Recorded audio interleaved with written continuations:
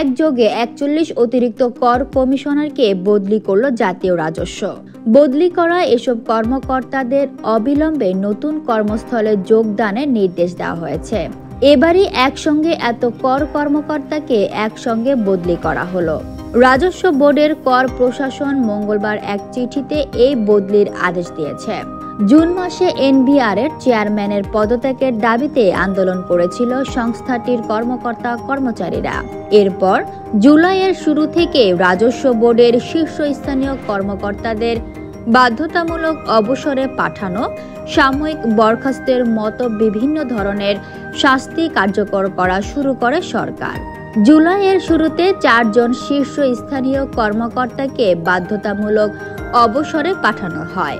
এর কিছুদিন পর বদলির আদেশের চিঠি ছিঁড়ে ফেলার ঘটনায় 14 জন কর্মকর্তাকে সাময়িক বরখাস্ত করা হয়। আন্দোলনের জের ধরে এখন পর্যন্ত 30 জনেরও বেশি কর্মকর্তা-কর্মচারীকে সাময়িক বরখাস্ত করা হয়েছে।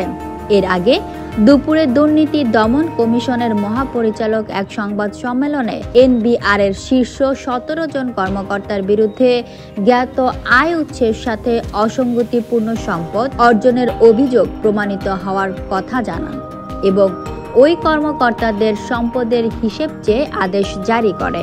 Fatema Tuz Zohra, people voice television, Dhaka.